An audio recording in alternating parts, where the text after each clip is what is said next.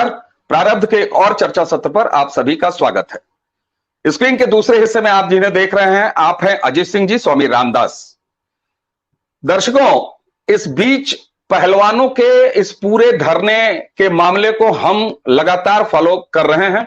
अजीत सिंह जी एक भूतपूर्व कुश्ती कोच, पहलवान और दो यशस्वी पहलवान पुत्रों के पिता होने के नाते, एक सामाजिक चिंतक होने के नाते इस चीज को बड़ी विशेषज्ञता के साथ फॉलो कर रहे हैं। आप इस चर्चा को शुरू करने से पहले मैं आपको दो तीन छोटे छोटे अपडेट्स बताऊं। आज सोमवार का दिन है जब हम ये बातचीत कर रहे हैं।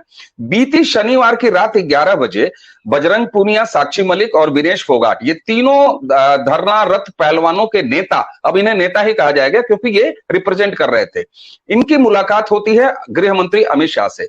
अमित शाह से 2 घंटे तक इस मुलाकात में, जो आधी रात के लगभग चलती है, उसमें अमित शाह जी ये कहते हैं, गृह मंत्री ये कहते हैं कि देखिए एफआईआर हो चुकी है, पुलिस को जांच करने और निष्कर्ष पर आने का समय दीजिए।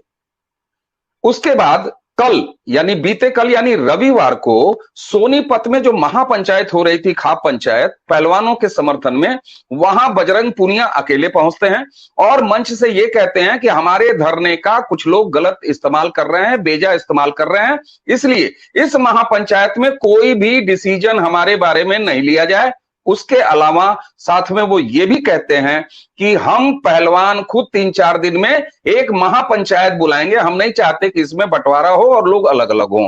ठीक है, इसी के साथ एक जो बेहद महत्वपूर्ण डेवलपमेंट होती है वो देखिए, ब्रजभूषण शरण सिंह के खिलाफ 2 एफआईआर हैं। एक एफआईआर थी जिसमें नाबालिग बच्ची ने आरोप लगाया था, दूसरी एफआईआर दर्ज है जिसमें बाकी 6 पहलवान शामिल हैं। जो नाबालिग नाबालिग पहलवान जिसकी एफआईआर थी, जिसकी वजह से पॉक्सो था, और ये जरूरी था पॉक्सो की वजह से कि ब्रजभूषण शरण सिंह की गिरफ्तारी हो, उसने बीते 2 जून को पटियाला हाउस कोर्ट में जाकर अपना वो शिकायत वापस ले ली, यानी अपनी वो एफआईआर वापस ले ली, ये कहते हुए कि दबाव था। आइए स्वागत कर लेते हैं अजीत सिंह जी का। अजीत जी, स्वागत है आपका, नमस्कार। धन्यवाद सर, ये तो पूरी बारात का, जिसको कहते हैं ना कि बारात का दूल्हा ही भाग जाए, तो सबसे पहले हम बात करते हैं कि पॉक्सो वाली जो शिकायत की लड़की थी, जो सो कॉल्ड नाबालिग लड़की थी, वो पहले दिल्ली के कनाट प्लेस थाने जाती है। वहां वो कहती है कि दुहाई हो सरकार की, हम कोई नाबालिग अबालिग नहीं है, पहले तो। दूसरी बात यह है कि हे भगवान, हमारा कोई शोषण नहीं हुआ, जो आप कहते हैं बार बार वो अपने अंदाज में। तो ये उसके बाद वो जाती है बकायदे पटियाला हाउस कोर्ट, वहां बयान दर्ज कराती है और 2 तारीख को वो एफआईआर अपनी वापस ले लेती है। अब यहां कुछ लोग ये कह सकते हैं सर कि इसका तो कोई आधिकारिक मामला नहीं आया, तो हे भगवान, पुलिस अपना काम करती है, बयान दर्ज कराती है, तो दौड़ के प्रेस कॉन्फ्रेंस नहीं करती। और पटियाला हाउस कोर्ट में जब ये बयान उस लड़की का दर्ज हुआ है, तो कोर्ट भी मामले की सुनवाई करती है, वो पत्रकार बंधुओं को मीडिया चैनल बुला के बार बार प्रेस कॉन्फ्रेंस नहीं करती और बाइट नहीं देती। तो सर, ये क्या हुआ? ये तो पॉक्सो का गुब्बारा ही फूट गया। सर, पॉक्सो का नहीं फूटा है, ये पूरी नौटंकी का पर्दा गिर गया। पॉक्सो तो एक बड़ी नौटंकी, एक जो बड़ा सर्कस तंबू जो तना था, आपने कभी सर्कस देखा है? सर्कस में एक मेन पिलर होता है, उसी पे 2 मेन पिलर होते हैं।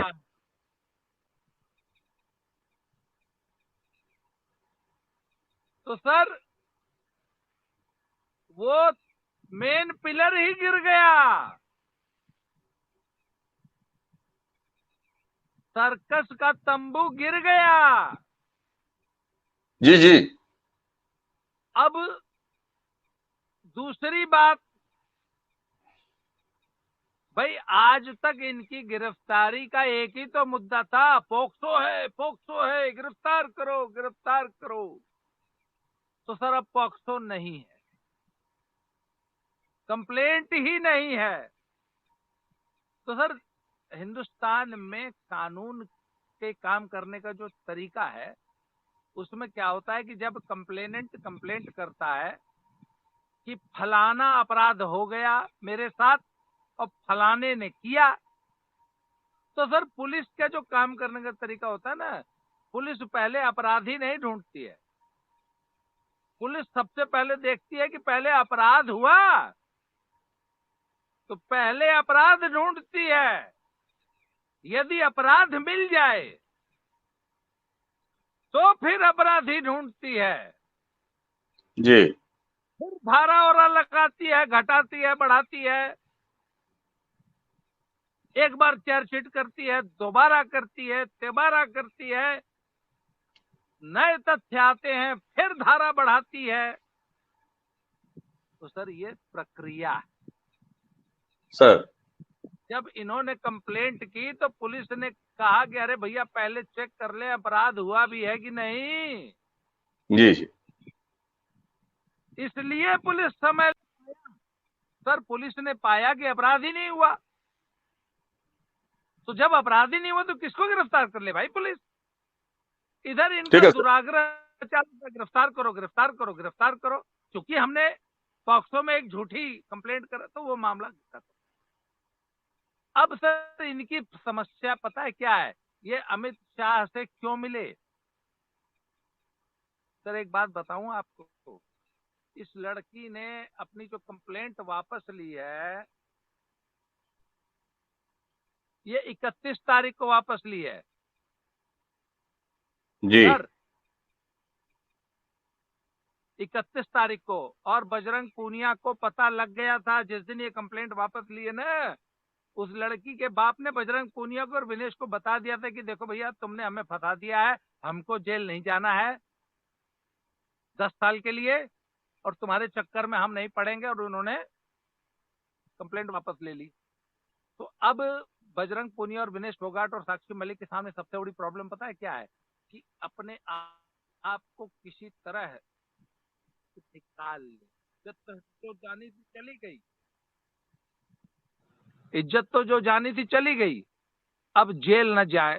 तो अब इनका पूरा प्रयास हो रहा है कि भाजपा लीडरशिप से दबाव डलवा के किसी तरह ब्रजभूषण शरण सिंह से कुछ समझौता हो जाए। खाली वो जी इतना आश्वासन दे दे कि अच्छा चलो तुमको माफ किया। वो एक गाना था, जा जल्दी भाग जा नहीं बाबा नहीं, बोलता हूँ भाग जा नहीं बाबा नहीं, जा तुझे छोड़ दिया पहली बार माफ किया नहीं याद है ना, अमिताभ बच्चन और कौन सी जी जी। सिनेमा का गाना था। बड़ी तो मार सर खाएगा नहीं बाबा नहीं। हाँ, जी बोलता हूँ छोड़ दिया माफ किया, जा जल्दी भाग जा। तो ये सब कह रहे हैं ब्रजभूषण से कि जा जल्दी भाग जा, तो ब्रजभूषण सिंह कह रहे हैं नहीं बाबा नहीं, अब तो कोर्ट कचहरी हम खेलूंगा। तो सर एक बात बताऊं, एक लड़का था वो रेल में बिना टिकट चल रहा था, जी तो टीटी ने पकड़ लिया। तो लड़के ने अपने बड़े रेलवे अधिकारी बाप का नाम लिया, कैसे फलाने फलाने का हम लड़का हूं, इसलिए बिना टिकट चल रहा हूं। जी तो उसने बोला अच्छा ठीक है, पर एक काम करो चलो साइड में चलो। तो टीटी उनको साइड में ले गया कोच के, और बाथरूम के अंदर ले गया और बोला कि पैंट नीचे उतारो। तो वो लड़का पैंट नीचे उतारा, तो टीटी जो है उसका एक ठो बाल नोच लिया। बोला चलो वापस पैंट सरकाओ बाहर आओ। तो बोला सर वो सब तो ठीक है, पर आप ये क्या काम किए हैं, पैंट उतरवा के जो बाल नोचे हैं। बोला साला कल को तुमने पब्लिक में जाके ये बोलेगा कि टीटी हमारे एक को बाल नहीं उखाड़ पाया जब हम अपने बाप का नाम लिए, तो साला कल आज के बाद तुम ये नहीं बोल पाएगा कि टीटी एक को बाल नहीं उखाड़ा। सर मैं तो कहता हूँ कि साला तुम लोग कितनो आंदोलन देख करेगा ना, ब्रजभूषण सिंह का बाल नहीं उखाड़ सकता। तो सर ये सब गए थे अमित शाह के पास ये कहने कि हे महाराज खाली ब्रजभूषण सिंह जी से बोलिए कि ज्यादा नहीं, थोड़ा सा इतना सा बाल सर ला दीजिए, हम कम से कम हरियाणा के समाज में इतना कहने लायक तो हो जाएंगे कि देखो ब्रजभूषण सिंह का बाल है, हम लोग जी उखाड़ लिए। तो अमित शाह बोले ठीक है, उतना हम ब्रजभूषण से कह के थोड़ा सा बाल आप लोग को मंगवा देंगे, आप लोग एक एक ताबीज बनवाए। तो सर ये लोग ब्रजभूषण सिंह का बाल नहीं उखाड़ पाए, समझे सर। जी और अमित शाह से ये लोग वादा क्या किए कि आज के बाद लखनऊ में कैंप नहीं लगेगा।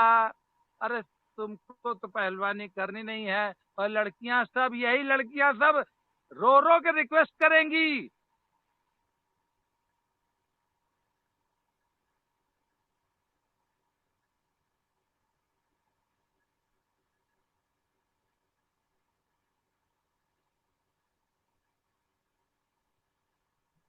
सर ये बड़ा प्रॉब्लम है आपके साथ। आप दो फोन रखिए सर।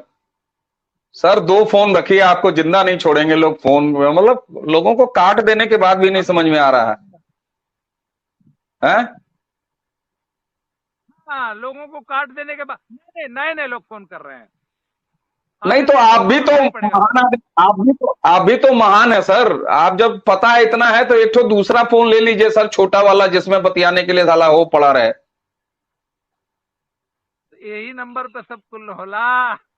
खैर छोड़ा जाएगा, पब्लिक के कुल को मजा ले बता। ठीक है, करिए, शुरू तो करिए। आगे सुनिए। तो सर, ये लड़कियां रो रो के इसी अमित शाह से रिक्वेस्ट करेंगी कि सर प्लीज पटियाले में नहीं, हम लोग का कैंप वापस लखनऊ लगा दीजिए। मेरी इस बात को नोट कर लीजिए, it should be kept on record कि दद्दा ने ये बात कही थी। और उन्होंने कहा कि कुश्ती, महिला कुश्ती का कंट्रोल किसी महिला के हाथ में होना चाहिए। ये WFI और UWW का प्रेरोगेटिव है, इसमें अमित शाह कुछ नहीं कर सकते। अगला ठीक बात। WFI का अध्यक्ष कौन बनेगा, ये भी इसमें अमित शाह कुछ नहीं कर सकते, भारत सरकार कुछ नहीं कर सकती। ये ठीक भी बात। WFI का कार्य क्षेत्र है, अधिकार क्षेत्र है, इसमें अमित शाह कुछ नहीं कर सकते। ब्रजभूषण सिंह की गिरफ्तारी, अरे भैया ब्रजभूषण सिंह की गिरफ्तारी की बात छोड़ो, अब अपनी जान बचाओ कि सर प्लीज हम लोग आपके बच्चे हैं, माफ कर दीजिए सर, गलती हो गया है, हम लड़का लोग है, गलती हो जाता है। मुलायम सिंह भी कहे थे लड़का लोग गलती हो जाता है, अब का फांसी चढ़ाओगे? अरे पहलवान लोग है, मेडल लिया है। अरे भाई लड़का लोग है, ब्रजभूषण है भाई, लड़का लोग को मत मारो भाई, गरीब लोग है। ठीक बात। तो सर ये है, अमित शाह के पास जाकर अमित शाह के सामने रोने गए थे। ठीक बात। ठीक है। पहलवान जी, अजीत जी, ये बात तो समझ में आ रही है कि जिस तरीके से ये पूरा घटनाक्रम आगे बढ़ा है। तो मैंने पहले ही दर्शकों आपसे बात करते समय, अपने दर्शकों से बात करते समय शुरू में ही बताया था कि 2 FIR थी। तो अब इसमें जो 500 वाला था, नाबालिग लड़की के कथित यौन शोषण का जो FIR थी, वो तो FIR खत्म हो गई, वो लड़की ही वापस पीछे हट गई। अब सर ये बताइए कि अमित शाह जी से मिलने के बाद, और जैसा आप बता रहे हैं उसके बाद अगले दिन यानी रविवार को ये जाते हैं सोनीपत की महापंचायत में, और महापंचायत में केवल बजरंग पूनिया जाते हैं। और सबसे पहले तो वहां फिर एक विक्टिम कार्ड बजरंग पूनिया ये खेलते हैं कि साक्षी मलिक और विनेश फोगाट की मानसिक स्थिति बहुत खराब है, घर का कोई सदस्य उनके साथ 24 घंटे रह रहा है कि कहीं वो कुछ ऊटपटांग न कर लें, इसलिए हम अकेले आए हैं। फिर ये मंच से भाषण देते हैं और सीधे कहते हैं कि देखिए ऐसा है कि हमारा शोषण करना बंद करिए। मैं जब सर ये कहता हूं कि बजरंग पूनिया मंच से ये कहते हैं कि हमारे धरने का कुछ लोग बेजा फायदा उठा रहे हैं, तो ये वो वही कह रहे होते हैं जो अपने पिछले 3-4 वीडियो में हम दोनों ने आपस में बातचीत करते हुए ये कहा कि पहलवानों का असली शोषण तो उनके जंतर मंतर पर धरना पर बैठने के बाद से शुरू हुआ। और यही कल बजरंग पूनिया ने जाकर महापंचायत में सोनीपत कह दिया। और उसके साथ जो आगे एक डेवलपमेंट उन्होंने बड़ी बात कही, वो ये कहा कि हमारा ठेका मत उठाइए, हम हाईजैक नहीं होने वाले हैं, और अब हम खुद अपनी नेतागिरी करेंगे, पहलवान खुद महापंचायत बुलाएंगे। तो सर ये बताइए, खेल तो इन्हें खेलना नहीं है, कुश्ती इन्हें लड़नी नहीं है, तो क्या अब ये माना जाए कि बजरंग पूनिया अपनी राजनीतिक संभावना तलाश रहे हैं? और दूसरी बात कि जब ये पहलवान लगातार ये कहते रहे जंतर मंतर पर बैठने के बाद से कि हम देश की लड़ाई लड़ रहे हैं, हम देश के बेटियों की लड़ाई लड़ रहे हैं, तो सर ये बताइए, खाप पंचायत को एक करके क्षेत्रीय और जातीय राजनीति करके देश के बेटियों का कल्याण करेंगे? ये क्या कहेंगे सर आप? सर पहली बात, ये तो पहले दिन से मैं कह रहा हूं कि पहलवान आंदोलन पहलवानों का नहीं, हरियाणा कांग्रेस और उसके बाद था पंचायतों और उसके बाद किसान, फर्जी किसान नेताओं और आंदोलन जीवियों का आंदोलन था, जिसमें पहलवानों को टिश्यू पेपर समझते हैं आप? एक खाना खा के हाथ पूछा जाता है, वो भी टिश्यू पेपर होता है। एक तो संडास में होता है, अंग्रेज लोग यूज करता है। जी जी। ये लोग संडास वाला टिश्यू पेपर बना दिए सब लोग, टॉयलेट पेपर जिसको कहते हैं ना सर। हाँ, उसको संडास वाला कागज पहुंच के फेंक दिया टॉयलेट जाता पेपर जी। है। जी जी जी। पहलवान लोग को संडास वाला कागज बना दिए सब। दूसरा बात, ये लोग का महापंचायत करेगा जी? कुल जमा 3.5 लोग इनका धरना में है। ये जीजाशाली संघर्ष समिति है। महावीर फोगाट टोपा लगाते हैं, आधा उनको गिनता हूं। उनकी 4 या 5 ठो लड़की है और 4 ठो दामाद है, जिसमें 2 लड़की, एक भतीजी एक्टिव थी, एक का दामाद थोड़ा बहुत एक्टिव था। तो कुल मिला के महावीर फोगाट के 3-3.5 लोगों का आंदोलन है। जी। और साक्षी मलिक के पति का।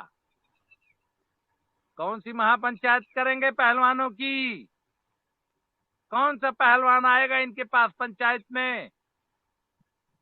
और राजनीतिक जमीन, बोलिए, सामाजिक जमीन बचा रहे हैं। देखिए, जी। राजनीति में ये लोग को कहा जाता था कि कांग्रेस ने टिकट देने का वादा किया है। हम्म। सर, राजनीतिक पार्टी टिकट देते समय सिर्फ एक चीज देखती है, विनेबिलिटी, कि अगर हम आपको उस सीट से टिकट दे देंगे तो क्या आप जीत जाएंगे? सर, ये लोग 10 वोट नहीं जीत पाएंगे कांग्रेस की टिकट पे, क्योंकि पब्लिक इनको जी। दौड़ा दौड़ा के जूता से मारेगी। इसलिए टिकट की बात तो भूल जाइए, ठीक है। राजनीतिक जमीन भूल जाइए, अब तो सामाजिक जमीन। आज रोहतक में सेक्टर 4 से एक व्यक्ति ने मुझे फोन किया और बोला, सर, जी। साक्षी और उसका पति मेरे पड़ोसी हैं, शाम को 7 बजे के बाद, अंधेरा होने के बाद चोरी से घर में घुसते हैं, और जब घर में घुसते हैं तो बाहर की लाइट जला बंद कर देते हैं। सर, समाज में मुंह दिखाना पतन हो गया है। 1000 लड़कियों को कलंकित करके बिल्कुल। ये लड़ाई लड़ने चले थे ब्रजभूषण सिंह के खिलाफ, और पति बाहर, पार्टनर बाहर सड़क पे बैठा रहता था, पत्नी या होने वाली पत्नी अंदर बंद कमरे में सिटकनी लगा के टी शर्ट उठवा रही थी, ऐसा इन्होंने आरोप लगाया है। ये लोग चुनाव लड़ेंगे? ये लोग समाज में, मतलब, सर, मुंह दिखाने लायक नहीं बचे हैं। और कुश्ती समाज की कितनी बदनामी की है, देश में नहीं सर, दुनिया में। आज कुश्ती की लड़कियां अपने आप को पहलवान बताने में शर्माने लगी हैं हरियाणा में। बिल्कुल। हिजड़ों से भी बदतर। मतलब ब्रजभूषण सिंह से लड़ने चले थे और अपनी ही बेटियों को कलंकित करके।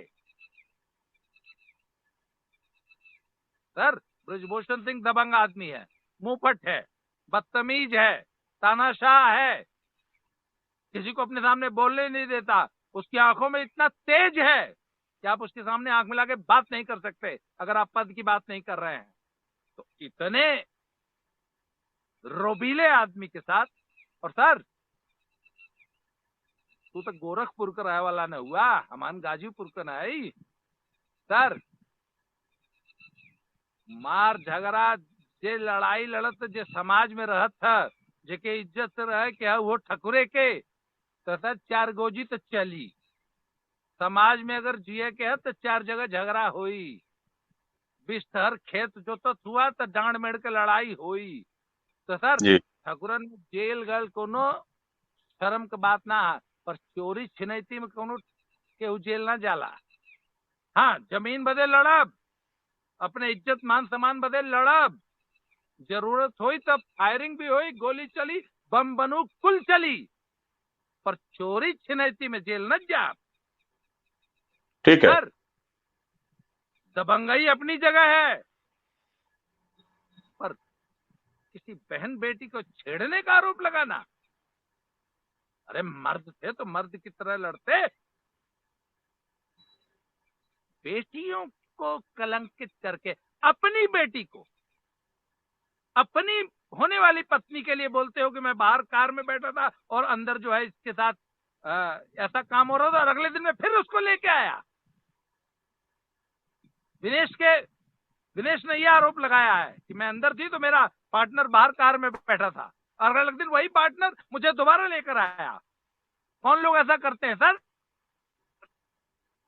ये घृणित है। तो ये लोग ये काफी महापंचायत करेंगे, ये लोग महापंचायत करेंगे, किस मुंह से महापंचायत करेंगे? अगला प्रश्न पूछिए। बिल्कुल सही बात है। और जितना आक्रोशित हैं, बीते दिन परसों की बातचीत जब हम लोग कर रहे थे, जो वीडियो कल अपलोड हुआ, उसमें आप काफी भावुक भी हो गए थे। इसी बात को लेके भावुक हो गए थे कि कुश्ती का कितना नुकसान किया इन्होंने, और ऐसी हजारों हजार बेटियां जिनके गार्जियंस उनको कुश्ती लड़ाने और उनका कुश्ती में भविष्य बनाने के एक सपना देखते हैं, उसका इन्होंने नाश किया है। और वाकई ये बात तो है कि अब जो भी कुश्ती में रुचि रखने वाली या कुश्ती लड़ने वाली बेटियां हैं, उनको शक की निगाह से देखा जाना ये लाजमी है, जब आप इस तरीके से जनरलाइज कर देंगे। अब सर एक बात और, हम लोगों ने पिछली चर्चा में ये बात की थी कि साहब हाईजैक हो गया है पूरा आंदोलन, तो उसको तो मान रहे हैं बजरंग पूनिया भी, लेकिन सर जिसने हाईजैक कर लिया था यानी कि टिकैत का परिवार, राकेश टिकैत, और आपने पिछले चर्चा में यह कहा था कि सर अब इनके आंदोलन का जो स्टेयरिंग है वो राकेश टिकैत उस पर काबिज हो गए हैं।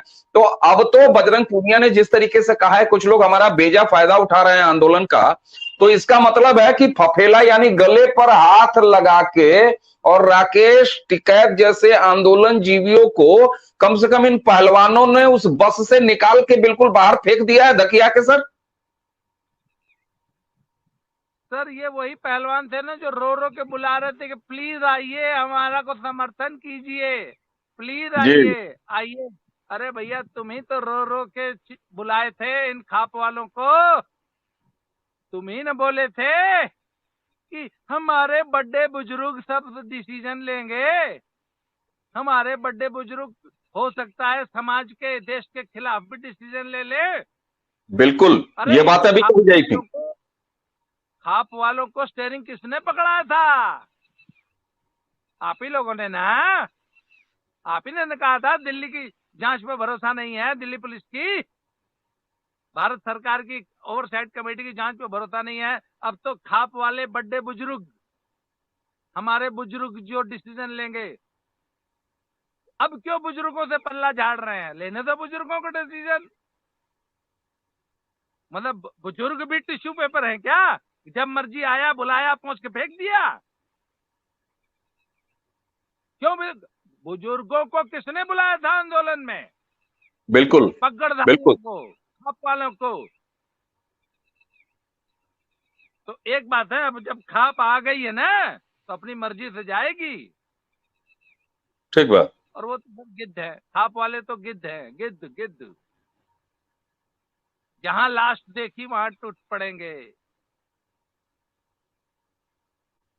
अच्छा सर, जो आपने खाप की बात की, मैं दर्शकों को भी बता दूं और आपसे भी आगे इस पर थोड़ा सा पूछूंगा, इसलिए बता रहा हूं कि कुल मिला के 3 खाप पंचायतें पहलवानों के इस धरने को लेके और इस आंदोलन के समर्थन को लेके हुई। एक उसमें से उत्तर प्रदेश में हुई, एक कुरुक्षेत्र में हुई, और ये तीसरी सोनीपत में हुई थी कल। सर कुरुक्षेत्र की पंचायत जो महापंचायत हुई, एक तो इनकी पंचायत नहीं होती, खापों की हर चीज महापंचायत होती है। जैसे वो होता है ना कि आप हाईवेज के किनारे चलिए, राजमार्गों के किनारे चलिए, तो ठंडी बियर नहीं होती है, राजमार्गों के किनारे हमेशा महाघनघोर ठंडी बियर की दुकानें ही होती हैं। तो ऐसे ही यहां पर सर जैसे लालू प्रसाद यादव जी की कभी कोई रैली नहीं होती थी, वो महारैली होती थी, और बाद में महारैली से तो महारैला हो जाता था। तो इनकी भी कोई पंचायत, खापों की पंचायत तो होती नहीं सर, हर चीज महापंचायत होती है। अब ये कुरुक्षेत्र वाली जो पंचायत हुई थी सर, उसमें खाप ने 9 तारीख का अल्टीमेटम दिया था केंद्र सरकार को। सर ये बताइए, आज 5 तारीख है, अभी तो 4 दिन बाकी हैं। उधर बजरंग पूनिया जो है वो सोनीपत में जाके कहे कि हमें माफ करो भैया, हमारे लिए कोई फैसला वैसला ना करो, हमें छोड़ दो, हम खुद ही खाप बुलाएंगे। तो वो 9 तारीख वाले अल्टीमेटम का क्या होगा सर, जो कुरुक्षेत्र में महापंचायत हुई थी इसके पहले? क्योंकि अब तो अगर खाप आई है मैदान में, तो खाप जैसे जातीय और क्षेत्रीय संगठनों का, इन ब्लैकमेलिंग करने वाले मंचों का भी हिसाब किताब तो होगा। तो 9 तारीख के अल्टीमेटम जो केंद्र सरकार को दे रखा है, उसका क्या होगा सर? सर हमारे सोशल मीडिया में, फेसबुक पे एक टर्म है जिसको पीएलसी बोलते हैं, पीएलसी, पोस्टीरियर लार्ज कैविटी। शरीर के पृष्ठ भाग में एक बड़ा छिद्र होता है सर, उस छिद्र में उस अल्टीमेटम को सुरक्षित रख दिया जाएगा। उसके अंदर अगर उस छिद्र में किसी चीज को डाल लिया जाए तो वो कई 100 साल तक खराब नहीं होती। तो सर ये अल्टीमेटम को शरीर के पृष्ठ भाग में अवस्थित बड़े छिद्र में प्रविष्ट करा दिया जाएगा। ठीक बात। और खोल, लेकिन सर, नहीं सर, और खोल के समझाऊं भोजपुरी में, या आप और आपके दर्शक समझ गए? नहीं सर, बिल्कुल बिल्कुल। और सर हमारे दर्शक तो पैन इंडिया दर्शक है सर, दादा की खरी खरी के भी दर्शक इस कंटेंट को देखते हैं सर। एक एडिट करे पड़ी, थोड़ी देर चुप रहा, वहां हंसी रोकेदा। अगर इसको एडिट आपने किया तो मैं आगे से नहीं आऊंगा आपके चैनल पे। ठीक है। तो सर अब यहाँ थोड़ी सी देखिए, हमने जब भी बात की है तो चूंकि आपकी एक शैली है जिसमें आप उपमाएं और व्यंजनाओं के जरिए गंभीर से गंभीर बातों को रखने के लिए जाने जाते हैं, हमारे दर्शक भी इस बात को समझ रहे हैं सर कि यहां कोई किसी का मौज नहीं ले रहा है। क्योंकि जो कुछ भी पिछले कुछ महीनों से पहलवान के नाम पर, कुश्ती के नाम पर, आंदोलन के नाम पर, बेटियों के नाम पर जो कुछ भी चल रहा था, ये इतना मजाकिया खुद में था कि इसके दोषी भी ये खुद हैं। लेकिन सर अब यहां पर हम वापस आते हैं, कुश्ती का एक बड़ा नुकसान हो चुका है, ये तो आप लगातार कह रहे हैं, ये हम भी मान रहे हैं, देश भी समझ रहा है। सर अब ये बताइए कि एक एफआईआर तो मान लीजिए खत्म हो गई, बाकी 6 एफआईआर भी तो अभी हैं, पुलिस की जांच भी अभी चल रही है। अब ये जो होगा वो कोर्ट में होगा, जैसा भी होना होगा वो कोर्ट में होगा। अब सर ये बताइए कि खाप पंचायतें और पहलवानों का ये जो पूरा मामला आपस में मिल गया है, तो क्या इनको ये समझ में नहीं आया, इसके पहले जो हुड्डा परिवार था, हरियाणा कांग्रेस थी, या जितने भी लोग थे, कि ऐसा करके पहली बात तो वो अपनी बेटियों की जगहसाई तो करा ही बैठे, अपने बच्चों की जगहसाई तो करा ही बैठे, अपने समाज का मजाक उड़वाया उन्होंने। और ऐसा खाप पंचायतें बार बार करती हैं, चाहे वो किसान आंदोलन के समय हो, एक ब्लैकमेलिंग का चरित्र, एक ब्लैकमेलर का चरित्र इनका बनता जा रहा है। ये कभी समझ में नहीं आता है, या कब आएगा सर समझ में खाप पंचायतों को? पहली बात तो सर, मैं इनको खाप पंचायत मानता ही नहीं। पहले इनसे पूछ लीजिए, मैं फलानी खाप का प्रधान हूं, किसने बनाया भाई तुझे प्रधान? कौन से सिस्टम से तू चुन के आया? ये सर स्वयंभू प्रधान है, इनके बाप प्रधान थे तो ये प्रधान बने, तो इनका बेटा प्रधान बनेगा।